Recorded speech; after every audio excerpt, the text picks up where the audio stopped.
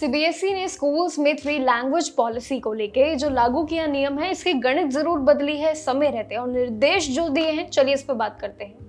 इस नए नियम से उन सभी स्टूडेंट्स को सबसे बड़ी राहत मिली है जो अभी 10वीं कक्षा में है, यानी कि 10th क्लास में है, क्योंकि ये पॉलिसी उनके लिए बैच के लिए लागू होने वाली सबसे बड़ा नियम है और जिसमें अब टेंशन का माहौल आपका कहीं ना कहीं काफी कम होने वाला है। ये नए नियम के अगर देखें तहत तो इसमें 7th, 8th एंड 9th और ये सभी पढ़ रहे बच्चे जो इस पूरी क्लासेस में आते हैं विद 10th, यानी कि 7 से लेकर 10th क्लास वालों के लिए लैंग्वेज रूल को इस बार बदला गया है। चलिए सबसे पहले इस पूरे बदलाव पे बात करते हैं। आखिर ये पूरा पैटर्न क्या है जो फिलहाल के लिए ये 3 लैंग्वेज पॉलिसी को चेंज किया है और आखिर लेटेस्ट अपडेट क्या है। यानी कि 3rd लैंग्वेज का कोई भी बोर्ड एग्जाम अब आपको नहीं देना पड़ेगा, जिससे उनका स्ट्रेस भी काफी कम हो जाएगा जो 7 से लेकर 10th क्लास के बीच आते हैं।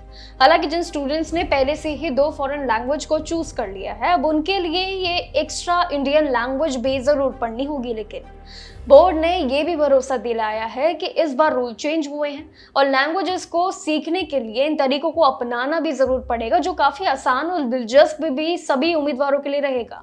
यानी कि बच्चों के लिए क्लास के हिसाब से पढ़ाई, उनके लिए पूरा मटेरियल टाइम पे जरूर दे दिया जाएगा। इस पूरी पॉलिसी के तहत अब अलग अलग क्लासेस के लिए करीब नियम जो है वो बिल्कुल साफ कर दिए हैं, चेंज हुए हैं।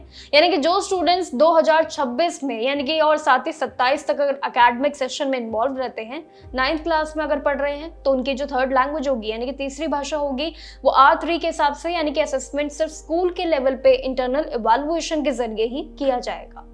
इसके बाद जब ये पूरा बैच जो कि 2027 से 28 में यानी कि 10th में कन्वर्ट होगा, तो इस क्लास में जब वो पहुंचेगा तब भी उन्हें इस पूरी लैंग्वेज के लिए कोई सीबीएसई बोर्ड एग्जाम देने की जरूरत ही नहीं पड़ेगी।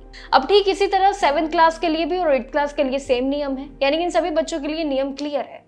जब ये बच्चे 9th और 10th में जब जाएंगे तो 3 लैंग्वेजेस उनको पढ़नी होंगी जो जारी रहेंगी और जारी हमेशा से ही रही है, लेकिन जिसमें 2 इंडियन लैंग्वेजेस होना भी अब जरूरी होगा। अगर किसी ने पहले से ही 2 नॉन मदर टंग को यूज कर लिया है, यानी कि लैंग्वेजेस को चूज कर लिया है, तो वो 1 इंडियन लैंग्वेजेस और साथ ही सिलेक्ट करने के ऑप्शन में जरूर कहीं ना कहीं कंफ्यूज हो जाएंगे।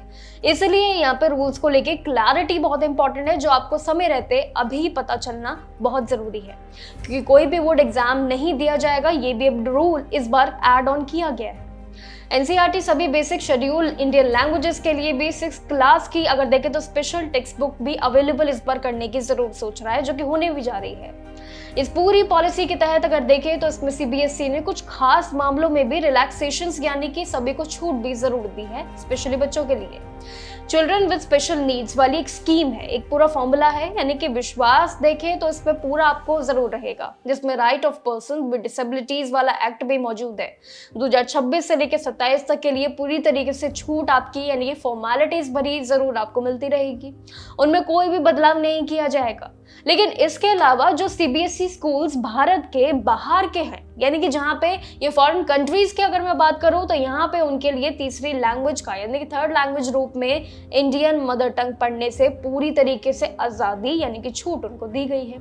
अब देखिए, इंडियन वालों के लिए भी रिलीफ है और साथ ही बाहर के जो बच्चे पढ़ रहे हैं उनके लिए भी रिलीफ है। जो सीबीएसई ने ये पूरा गणित इस बार हाल ही में सबसे बड़ा सोल्यूशन निकाला है 3 लैंग्वेज पॉलिसी को लेकर, जहाँ पे सबसे बड़ा कंफ्यूजन था कि आखिर इन लैंग्वेजेस को कैसे चूज करेगा बच्चे, और बच्चों पे जो सबसे बड़ा बर्डन था कि उनको क्या चूज करना है और क्या उन्हें स्किप करना है। तो बेसिकली 3 लैंग्वेजेस रूल को लेके यहाँ पे क्लैरिटी आई होप आपको भी मिली होगी, जो सरकार सीधे डायरेक्ट अब सभी को दे रही है।